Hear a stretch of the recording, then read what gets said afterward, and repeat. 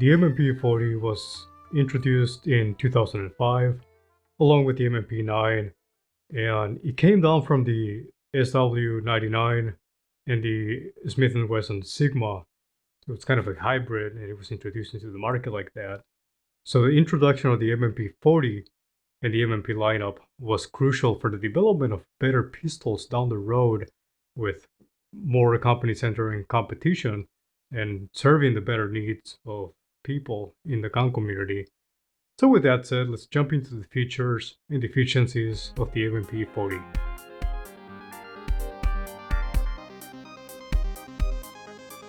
Let's start off with the exterior of the gun. The grip is kind of smooth, didn't have any stippling, as stippling was not a common thing back in those days.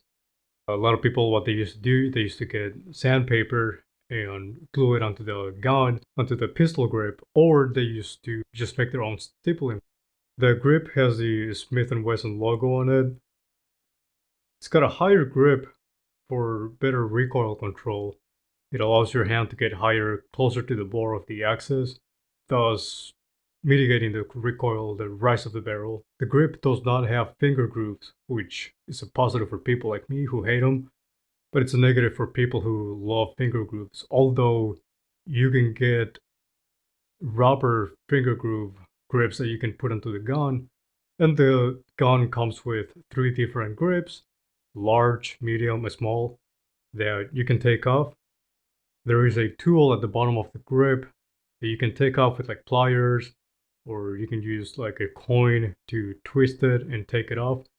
Once you take off that tool, you can remove the grips and change them. It's very easy to change. Also, the tool that comes in the grip is used to disassemble the slide, so you can take it apart for cleaning.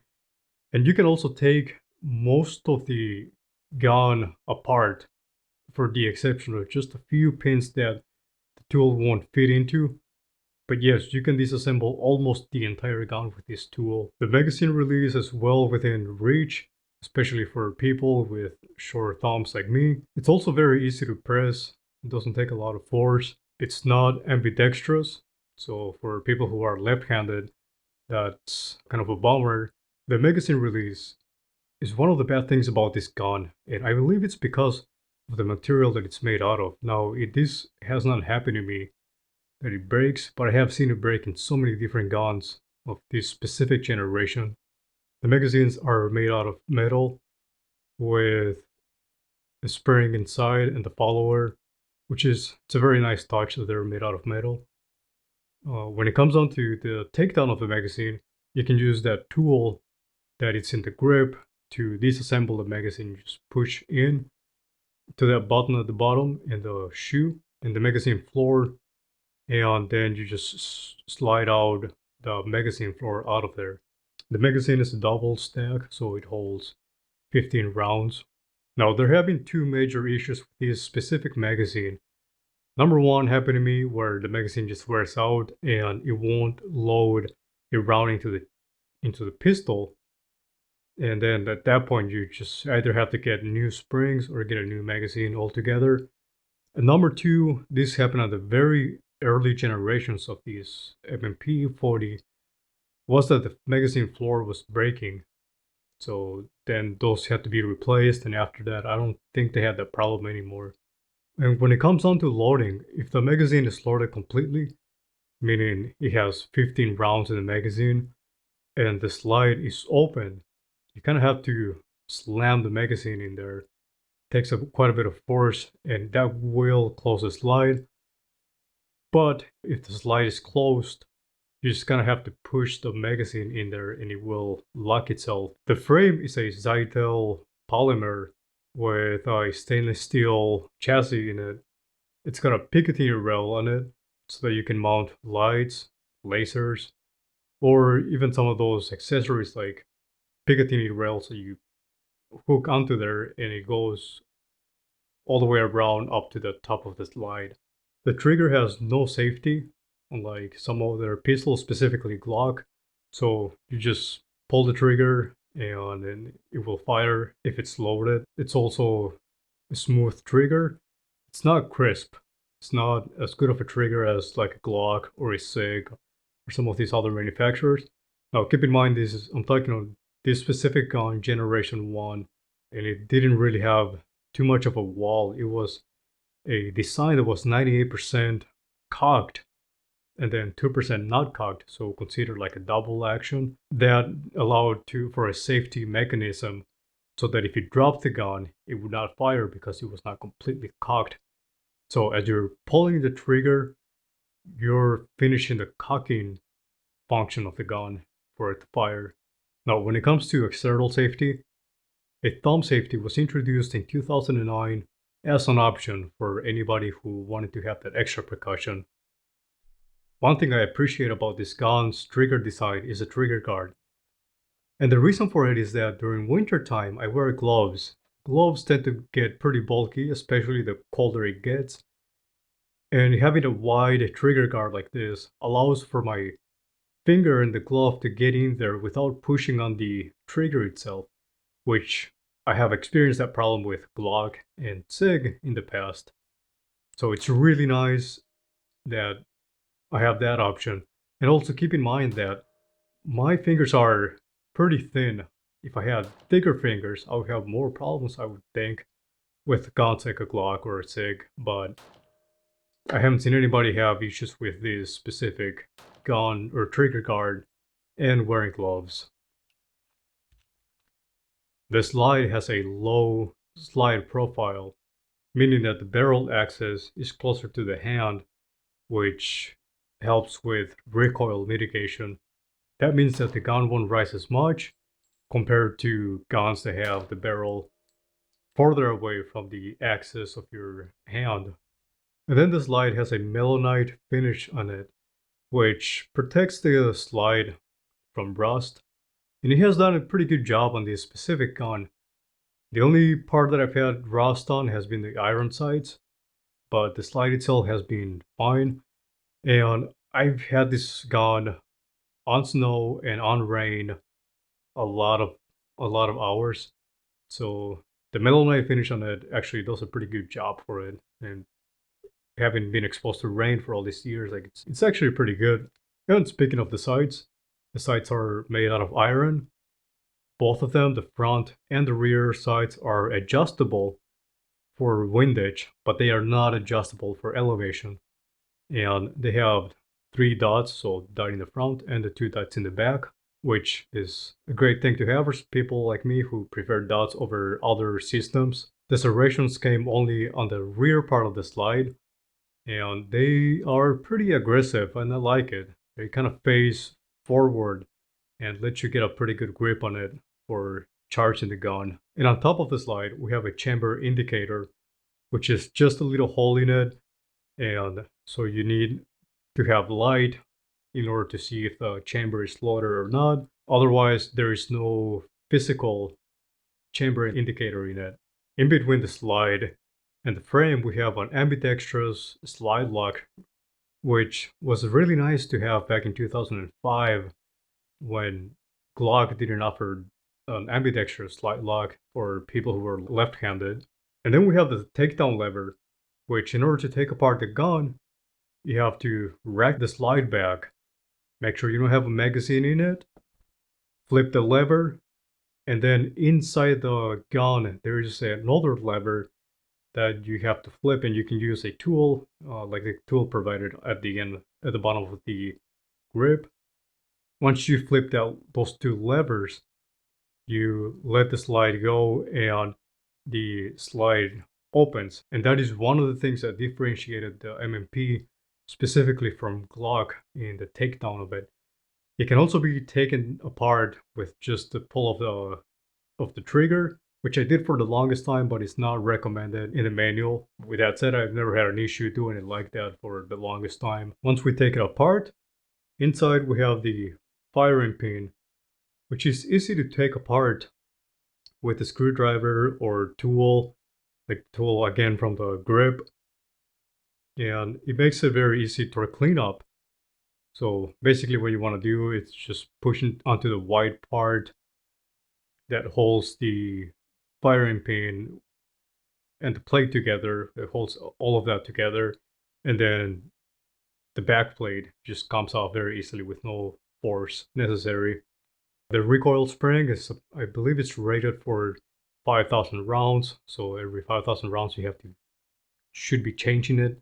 When it comes down to the barrel, I have to oil the feeding ramp in order to get a good cycle. Otherwise, I tend to have issues with it. And I don't know if that has happened to every single MMP from that era, but this specific one, I have to do that. And it's very reliable once I oil it, but I have to remember to do it every maybe couple hundred rounds and make sure that I clean it all the time. Also, when it comes on to cleanup, this gun was designed so that you don't have to clean it too much, so that dirt and debris from just using it or carrying it around actually doesn't affect the cycle of the gun. And it is true, I have pushed it to maybe 400 or 500 rounds without cleaning. And another thing to mention is that this gun eats everything that I've thrown at it. It has shot steel, aluminum, brass, and reloads. I haven't had a single issue with any of those ammunitions, for the exception of the problems that I've mentioned in the past. And then when it comes down to oiling and clean up again, it's very easy to just put oil on the rails and then you just put oil on the grooves, grab a little bit of oil in a towel and put a little bit on the barrel, on the recoil spring, close it, and you're good to go. Now let's get over to the range and test the velocities that we get out of the Remington UMC ammunition that is rated for 990 feet per second that I used in the Glock comparison video, and you can check out that video if you're interested in it. So then I'll compare those velocities to what I got in the Glock 22 and the Glock 23. And we're also going to look at accuracy.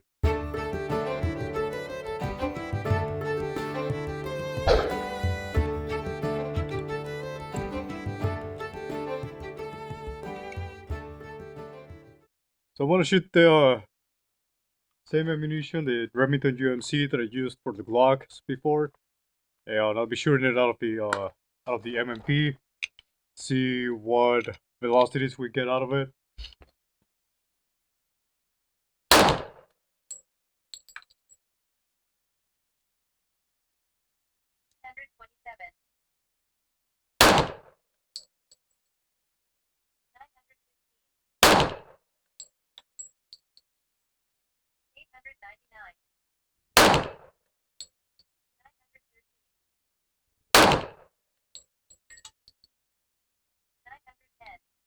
Alright, so I'll be shooting about 5 rounds at 25 yards at these targets here.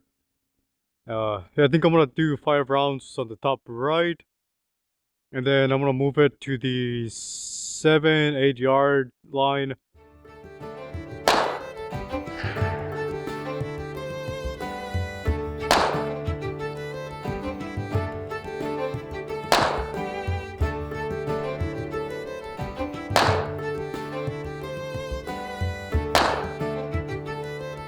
Alright, so that's 25 yards.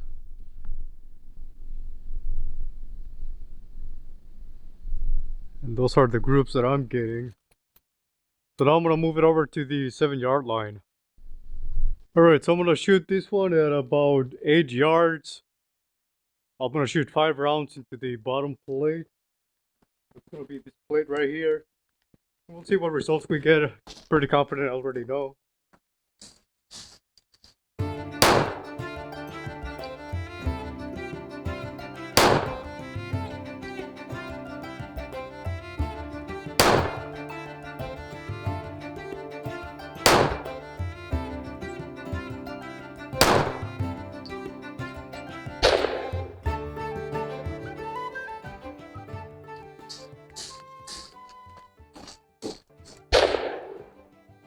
Alright, now we're gonna move over to the 25 yard.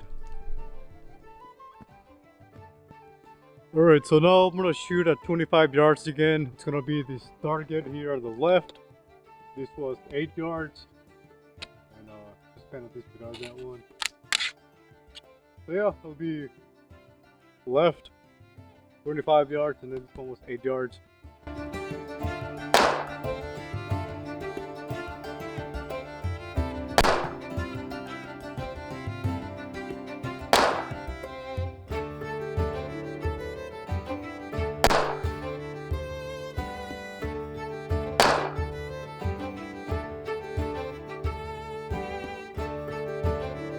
Oh, there you have it.